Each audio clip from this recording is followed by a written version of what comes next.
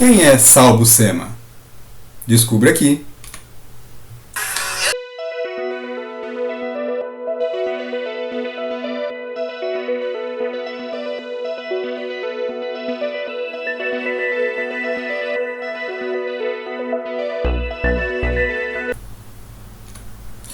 Episódio de hoje. Quem é Sal Buscema? Bem, Sal Buscema nasceu em 1936. Na verdade, o nome dele é Silvio Buscema. Ele era filho de pais sicilianos. Ele nasceu durante o governo do presidente Franklin Delano Roosevelt, que até hoje é o presidente dos Estados Unidos, teve o mandato mais longo, ou na verdade a sequência de mandatos mais longos, né? Inclusive foi por causa dele que houve uma emenda à Constituição Americana para que os presidentes dos Estados Unidos só pudessem se reeleger uma vez. Tá? Ele foi o único que se reelegeu mais de uma vez. Bem, o Sal Buscema nasceu no Brooklyn, o bairro do Chris. Mas foi antes do Chris morar no bairro, né? Inclusive o Chris, em um episódio da sua série, ele conta, né, talvez sobre a época em que talvez o Sal Buscema morasse lá, né, quando ele encontra um vizinho recluso na sua rua durante um saque que está acontecendo ali. Esse vizinho conta sobre o passado do bairro, né, e deve ser o tempo que o Sal Buscema morava ali. Bem, mas a gente está falando do Silvio aqui, né, não do Chris. Sal Buscema, ele, em 1955, ele concluiu um curso na Fiorello LaGuardia High School of Music Art and Performing Arts, em Manhattan. Em 1969, ele se tornou arte finalista do seu irmão, John Buscema, que já era artista da Marvel, um grande artista na verdade, né, chamado por alguns de Michelangelo dos quadrinhos. Ele começou a trabalhar justamente na série que o irmão John Buscema fez uma parceria espetacular com Stan Lee, que é a série do Surfista Prateado. Uma série bastante épica, assim, que tem os desenhos assim, épicos do John Buscema com o roteiro poético do Stan Lee. E a arte final da edição, em que o Surfista Prateado enfrenta o poderoso Thor, ela contou com o Sal Buscema. Essa história foi publicada aqui no Brasil mais de uma vez. Uma das primeiras edições aqui foi na revista Grandes Heróis Marvel, da editora Abril. Aqui nós vemos a capa original em inglês, né, e aqui a versão em português. Bem, em 69, né, ele também começou uma parceria com o Roy Thomas, um grande roteirista, né, que sucedeu Stan Lee como editor-chefe da Marvel durante algum tempo. E juntos, o Roy e o Sal Buscema criaram uma equipe que inicialmente combateu os Vingadores, que é o Esquadrão Sinistro. Essa equipe apareceu na edição 70 da revista original dos Vingadores. O Esquadrão, ao invés de Esquadrão Sinistro, que é o nome original em inglês, aqui foi traduzido no Brasil como Esquadrão Supremo. O Esquadrão Sinistro ou Esquadrão Supremo era uma espécie de paródia que a Marvel fazia da Liga da Justiça. Eles eram como se fossem vilões, né, para os Vingadores, mas na verdade eles eram heróis no mundo. Eles moravam na Terra paralela. Você vê várias referências aqui que eles estão fazendo, na verdade, a Liga da Justiça. Todos os personagens desse grupo, eles são paródias dos personagens da Liga da Justiça. E aqui nós destacamos alguns, que são aqueles que aparecem nessa edição, que é o Doutor Espectro. O Doutor Espectro, ele é uma paródia do Lanterna Verde. Na falta de uma cor só, ele tem várias cores, né? Ele usa uma joia que seria o equivalente ao anel energético do Lanterna Verde. Tem o Hyperion seria o equivalente do Superman, é um alienígena que, né, veio para a Terra, tem superpoderes aqui. Tem o Águia Noturna, que seria o Batman, né, e o Tufão, que seria o equivalente do Flash. Ao longo do tempo esse grupo retornou e aí outros personagens foram aparecendo também, e tem as paródias da Mulher Maravilha, as paródias do Arqueiro Verde e de todos os outros personagens da DC Comics. E mais tarde esses personagens foram retomados em uma série adulta. A Marvel criou um selo adulto, o Marvel Max, histórias mais violentas, assim, os quadrinhos para adultos mesmo, assim, em que esse grupo ele foi reformulado numa visão muito mais sinistra. Então aqui nessa capa que é da primeira edição aqui é o Hyperion, né, que, nessa história o Hyperion, ele, como Superman, né, a nave dele cai na Terra, mas em vez de ser encontrado por um casal de fazendeiros, ele é resgatado pelo exército dos Estados Unidos, ele é criado como se fosse uma arma. Bem, em 1970, também em parceria com Roy Thomas, o Sal Buscema criou uma vilã para as histórias do príncipe submarino, Namor. Criou a Lyra, que seria a imperatriz da Lemúria, que era um outro reino submerso, rival da Atlântida. Essa vilã deu bastante trabalho para o Namor. Em 1971, o Sal teve a oportunidade de trabalhar em uma grande saga da Marvel, que foi a Guerra Kree-Skrull. Ele foi um dos desenhistas, não foi o único.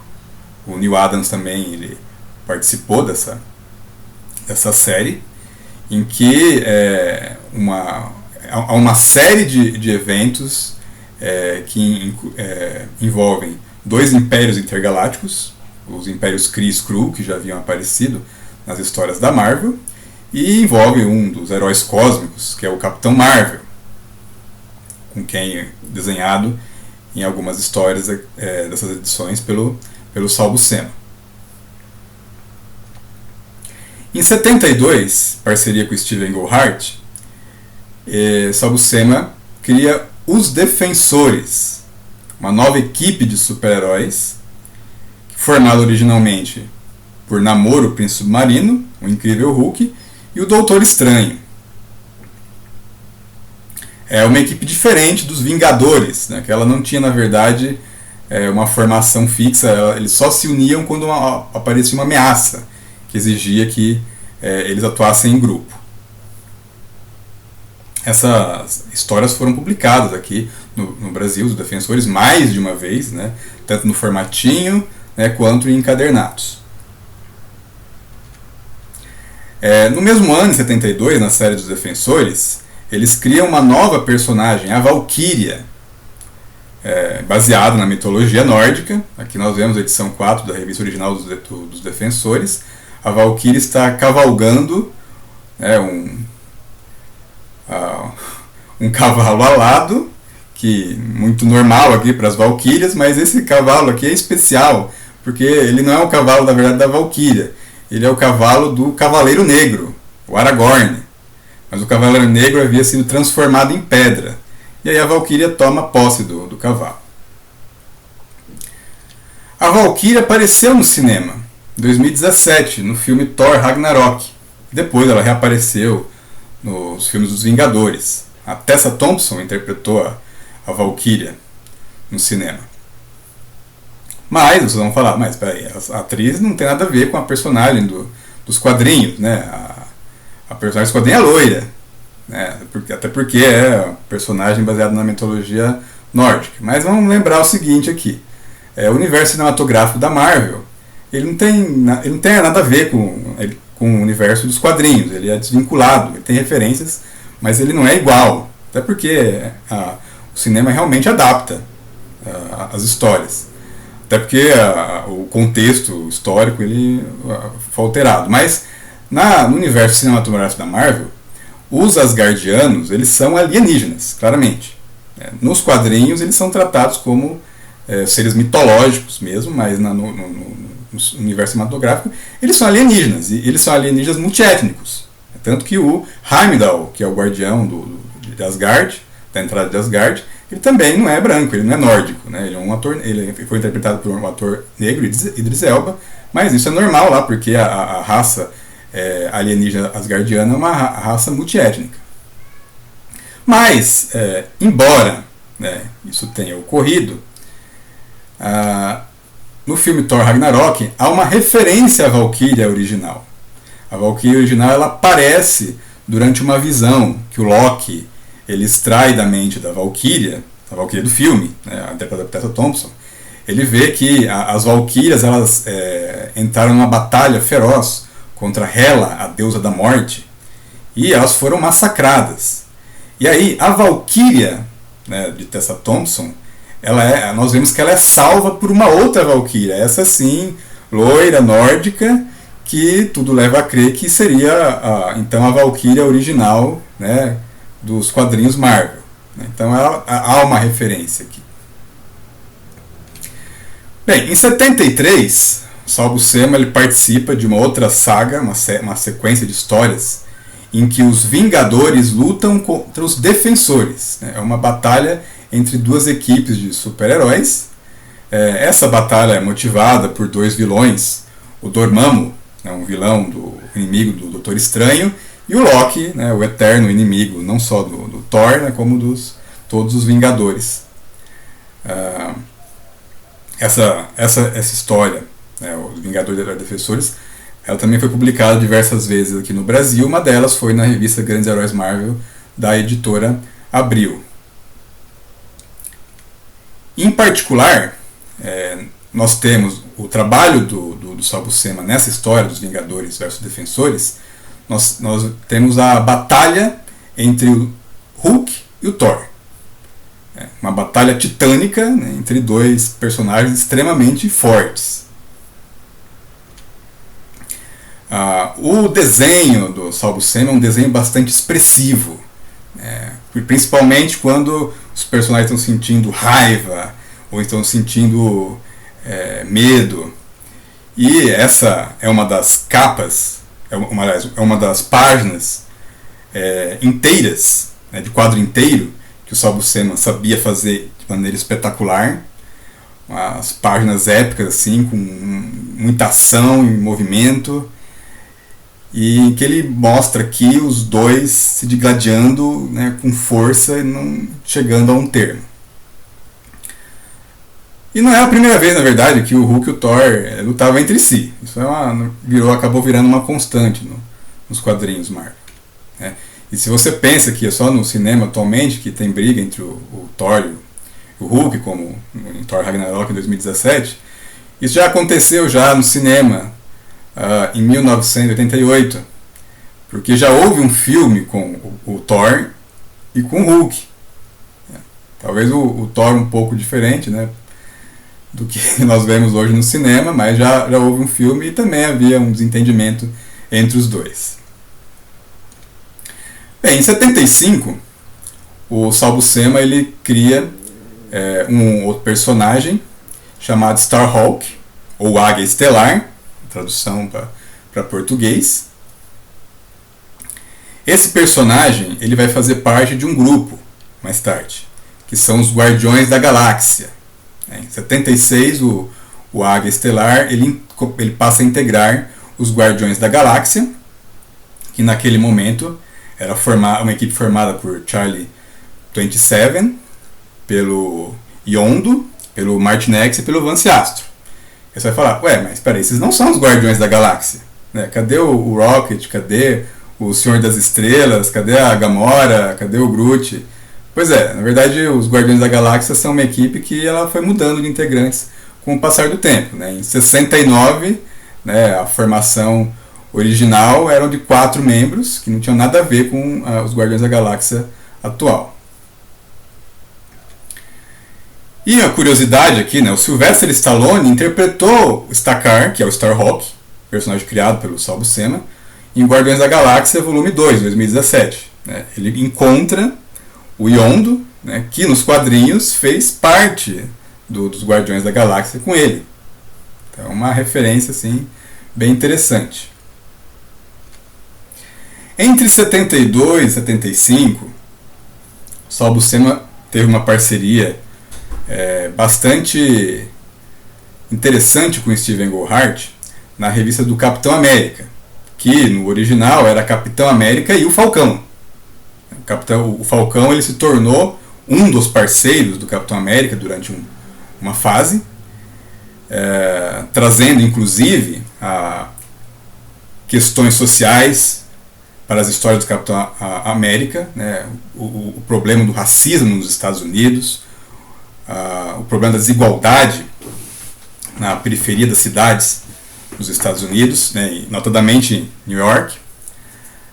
Em 74, no meio dessa parceria, o Falcão ganha asas, literalmente.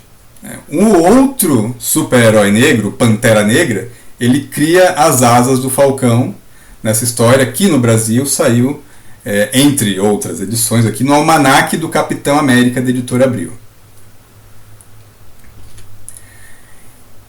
Em 74 também aconteceu outra coisa aqui nas histórias do Capitão América, né? E não foi a primeira vez, né? O Capitão América, mais uma vez, ele desistiu de ser o Capitão América. E nessa fase aqui ele resolveu abandonar o uniforme do Capitão América, não vou falar porquê, se quiser a gente fala do vídeo. Mas ele se tornou um outro super-herói chamado Nômade. Então ele abandonou a bandeira dos Estados Unidos e se transformou aqui no Nômade. Mas isso foi uma fase, né? Depois acabou, ele voltou a ser o Capitão América. Tá? Mas esse personagem Nômade, ele retornou. Ele retornou, mas como outra pessoa, né? uma outra identidade. Um jovem chamado Jack Monroe, que foi parceiro não do Steve Rogers, mas de outro Capitão América, o quarto Capitão América. Você vai falar, nossa, mas como assim quarto Capitão América? Bem, outro vídeo a gente vai falar sobre os Capitães Américas que existiram. Mas sabe que existiram vários Capitães América. Tá? Esse Jack Monroe foi o Bucky do quarto Capitão América. Ele foi congelado também, ele depois foi acordado, ele por um tempo foi o Bucky do Steve Rogers, novamente, só que aí ele mudou de identidade e se tornou o Nômade. Continuou durante algum tempo lutando ao lado do Steve Rogers, né? Ele teve um momento ali que ele ajudou o Capitão América a lutar contra a Madame Hydra. Bem, em 76, Saul Buscema, uma parceria com Bill Mantlo, nas histórias do Homem-Aranha, ele criou a personagem da Capitã Jean DeWolf. Capitã Jean DeWolf, capitã da polícia na cidade de New York, que apareceu em diversas histórias do Aracnídeo, né, do Cabeça de Teia, a partir de então. Essa personagem, ela mais tarde teve um fim bastante trágico. E foi uma pena, porque ela era uma das poucas amigas verdadeiras do Homem-Aranha. Então o Homem-Aranha talvez possa contar nos dedos quem são seus amigos. E aí a perda da Capitã Jean DeWolf foi um negócio muito brutal para ele, e ele foi atrás do assassino, ele encontrou. Isso talvez também mereça um outro vídeo falar sobre isso aqui, né? Mas foi bastante triste aqui a morte da Capitã Jean DeWolf. Bem, o Saul Buscema também fez uma outra grande parceria com o Bill Mantlo, essa bem maior, que foi na revista do Incrível Hulk. Durante a parceria do Bill Mantlo com o Saul Buscema, o Dr. Banner ele assumiu o controle do Hulk, e isso aconteceu durante um encontro que ele teve com o Wendigo e o Sasquatch. O Sasquatch é um personagem da Tropa Alpha, que é um cientista canadense que tentou reproduzir a experiência do Dr. Banner, mas deu errado. Em vez de virar um gigante verde, ele virou um ser peludo maior ainda que o Hulk. E finalmente o Hulk ele foi perdoado, ele salvou a terra do líder, um dos inimigos clássicos do Hulk, e ele foi aclamado, ele foi perdoado pelo presidente dos Estados Unidos, ele foi aclamado como herói, teve um grande encontro. Todos os heróis da Marvel, inclusive outros países, apareceram na cerimônia da aclamação do Hulk como herói. O Saul trabalhou 10 anos na série em quadrinhos do Hulk, imagina? E durante esse tempo, né, o traço do Hulk foi modificado. Né? Então você tem um gigante verde bruto, que ele, quando o Dr. Banner assume a forma, ele também parece que ele vai ficando com um semblante um pouco mais sereno, mas depois tem um momento em que o Dr. Banner perde novamente o controle sobre o Hulk, e aí a fisionomia do Hulk fica muito mais selvagem. Então você percebe ao longo do tempo as mudanças do traço do Hulk no trabalho do Sal Buscema. E uma coisa é certa, assim, né? O Sal ele soube como ninguém expressar medo e fúria em seus desenhos. As páginas de um quadro inteiro dele são fantásticas. Você vê assim a força dos personagens, né? Principalmente quando eles estão com fúria, com raiva. Você sente as coisas assim tremendo, se despedaçando. E então a passagem dele pelo Hulk foi assim muito legal. E uma outra parceria que eles tiveram, né, Bill Mantlo e Sal Buscema, foi com o Ron, o Cavaleiro do Espaço, a série do Ron, uma parceria muito grande também. Né, o Sal ilustrou grande parte das histórias do Ron, e o Ron e o Hulk se encontram. Né, porque como eles trabalhavam juntos nas duas séries, isso ia acontecer, com certeza. Aconteceu. O Hulk e o Ron, o Cavaleiro do Espaço, eles têm uma grande luta e eu não vou contar o que aconteceu. Se quiser, você vai assistir um outro vídeo sobre isso. Há muito mais para falar do Silvio Sal Buscema, grande desenhista da Marvel, né? Mas a gente não tem espaço aqui, né? E na verdade, senão o vídeo ia ficar infinito. Então nós acabamos aqui o episódio. Se você gostou, você pode se inscrever no canal para poder conhecer outros vídeos, né? Inscreva-se, né? E habilite as notificações. Se você gostou, recomende para os seus amigos. Se você não gostou, recomende para os seus inimigos. Deve ser a mesma coisa.